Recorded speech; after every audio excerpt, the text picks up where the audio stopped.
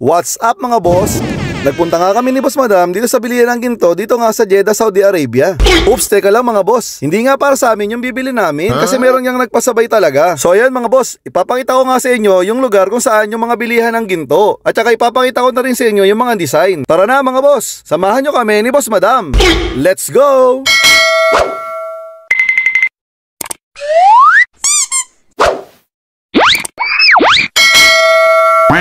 Bandang alas 4 na nga ng hapon nung nagpunta kami dito nga sa may balad. Syempre, sabi ko nga kanina, dito nga yon sa bilihan ng ginto. Medyo marami na nga yung tao mga boss, tsaka sobrang init at sobrang humid nga dito sa labas. Pagpasok pa nga lang natin dito sa area, mapapansin nyo meron nang nakalagay na bili na mura dito. Kasi nga, ang alam talaga nila, marami talagang bumibiling mga Pilipino ng ginto. Syempre, pantawag lang din niya ng atensyon. Ang una nga talaga naming target na puntahan, kasi dito talaga kami pinapapunta nung nagpapabili. Dito nga yon sa Star Jewelry. Sikat na sikat nga sa mga Pilipino itong tindahan nila kasi sikat din sila sa social media. Tapos mahilig din kasi silang magpa-raffle at mamigay ng mga ginto. Tapos ngayon, Saudi Day celebration, meron din silang mga promo. Meron silang mga free bracelet. Mamaya ipapakita ko sa inyo mga boss kasi nakakuha nun si Boss Madam. Mapapansin nyo nga mga boss, sobrang dami nga talagang bumibili sa kanila. Actually, dyan sa labas meron pa rin mga naghihintay kaya lumabas nga muna ako kasi hindi naman talaga ako bibili. Sinamahan ko lang si Boss Madam. So yun nga mga boss, yung libreng bracelet na sinasabi ko kanina. Hindi ko rin nga alam kung paano nakuha, basta parang meron ka lang bibili na certain price or parang certain item para ma-avail yung promo na yan. Ayan, nagkasundo na nga sila Boss Madam tsaka yung tindero sa presyo. Kaya ayan, bibilhin na nga ni Boss Madam. Medyo magaling nga si Boss Madam din kasi makipagtransaksyon. Kasi nga, ang alam talaga ng mga tindero dito, kapag Ilocano,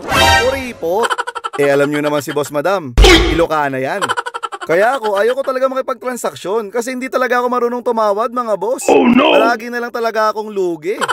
So ayan mga boss, habang nagbabayad nga si Boss Madam, ipapakita ko muna sa inyo yung mga design. I-post nyo na lang yan mga boss pag may nagustuhan kayo. Hindi ko na kasi matanong sila kasi sobrang busy. Ang hirap magtanong ng mga prices mga boss. Lalo na kung hindi ka naman talaga bibili, kapalmoks lang tayo dyan. Kaya yan, ipapakita ko na lang sa inyo yung mga design nila. Ayan, ang gaganda nga mga boss. Tsaka super legit yan ng mga Saudi Gold mga boss. Ayun, sabi nga ni Boss Madam, meron pang araw kaming bibilihin na isa. Kaso nga lang, hindi available doon kay Star Jewelry. Kaya yan, lilipat muna kami doon sa kabila, doon kay Mas madalas kasi kami talagang bumibili doon kasi kilala na si Boss Madam nung nagtitinda doon. Tapos mas nakaka-discount doon si Boss Madam, mas nagagamit niya yung pagiging Ilocana niya.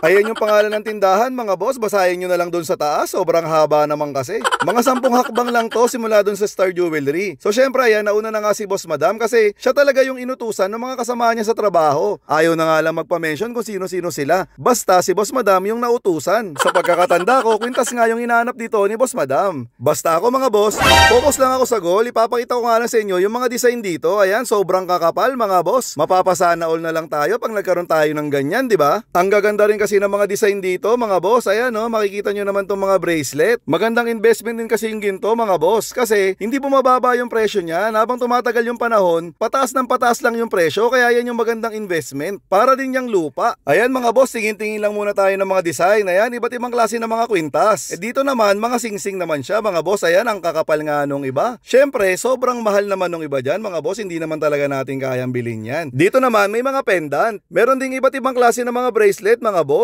Tapos ito yung mga iba't ibang klase rin naman ng mga stud earrings. Parang yan nga lang yung mga mura dyan mga boss. Tapos ito na nga yung pinagpipilian nung nagpapabili kay Boss Madam. Ayan o, merong makapal, merong manipis. Ayan, pakita pa natin ulit yung mga iba nilang design. Dito nga yung mga wedding ring mga boss. Ayan, dito rin kasi kami bumili nung wedding ring nung nanay at tatay namin. Nung last year yun mga boss, nung umuwi nga kami ng Pilipinas. Ayan mga boss, ipakita ko rin sa inyo yung mga iba't iba pa nilang design dito sa may walls. Ayan, ang gaganda, di ba mga boss? So ayun yung kwintas nga, hindi nga nagkasundo sa presyo kaya hindi na lang din namin binili kasi ayaw rin naman nung nagpapabili. Kaya ito na nga lang yung nangyari mga boss. Ang sarap mamili, pero hindi amin. Pakita mo.